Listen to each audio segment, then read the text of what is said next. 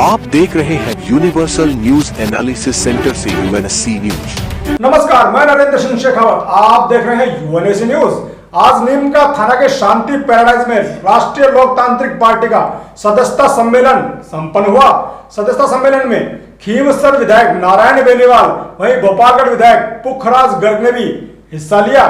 सम्मेलन की अध्यक्षता राष्ट्रीय महासचिव मनीष चौधरी ने की। आज नीमका थाना के शांति पैराडाइज में राष्ट्रीय लोकतांत्रिक पार्टी सदस्यता अभियान जिला सम्मेलन संपन्न हुआ।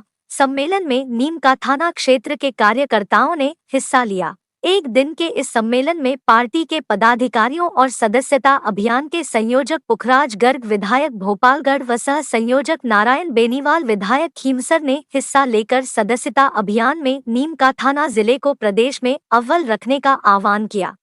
कार्यक्रम में राष्ट्रीय महामंत्री मनीष चौधरी ने सभी आए हुए अतिथियों का स्वागत करते हुए कहा कि नीमका थाना मेरा गृह क्षेत्र है और यह सदस्यता अभियान में पीछे नहीं रहेगा। आज के सम्मेलन में विधायक नारायण बेनीवाल ने भाजपा और कांग्रेस पर बोलते हुए कहा कि इन दोनों पार्टियों ने बदल बदल कर राज करने का मानस बना रखा है, लेकिन प्रदेश की जनता अब की बार दोनों पार्टियों को सबक सिखाने वाली है और आरएलपी बड़ी ताकत में उभर कर सामने आएगी।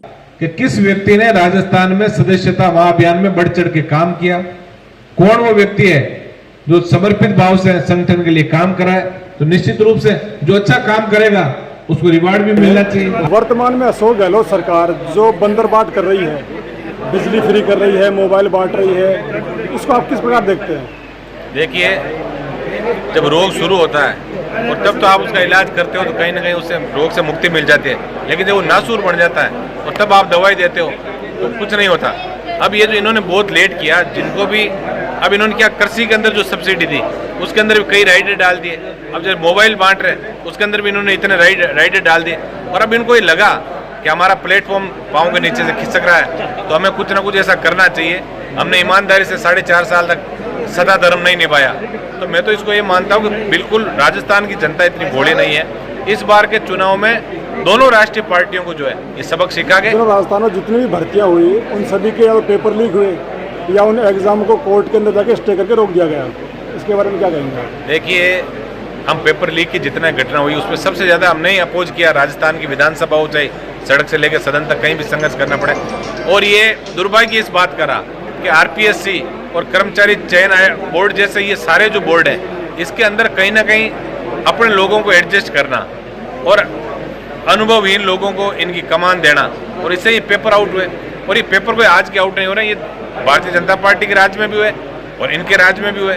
और हम तो ये हमने इस बार सदन के अंदर भी मांग की कि आरपीएससी का चेयरमैन हो चाहे कर्मचारी चयन बोर्ड का चेयरमैन हो, उसके अंदर ऐसे मापदंड तय होने चाहिए जिससे ऐसी जैसे यूपीएससी की तर्ज पे इनकी नियुक्ति हो। क्या आरएलपी 2023 में 200 विधानसभा सीटों पर चुनाव लड़ेगी या गठबंधन करेगी? देखिए, हमारी समान विचारधारा के छोटे दल जो भारतीय जनता पार्टी और कांग्रेस के अलावा जितने छोटे दल है, उन समान विचारधाराओं के दल के लोग एक जाजम पर बैठकर हम तय करेंगे कि हम सब मिलके और राजस्थान की 200 सीटों में चुनाव लड़ेंगे। सबको अपने को कंपटीशन रखना है, स्वस्थ कंपटीशन, कि कौन सबसे ज्यादा मेंबर बनवाएगा। जो सबसे ज्यादा मेंबर बनाएगा उसका सबसे ज्यादा एमपी साहब का लाड रहेगा। तो मेरा तो आपसे निवेदन है कि एमएलए साहब की बातें आप गौर से उनको ध्यान करके मेंबर की तरफ बढ़ाने में ध्यान दें और इस कार्यक्रम को आगे से आगे बढ़ाएं।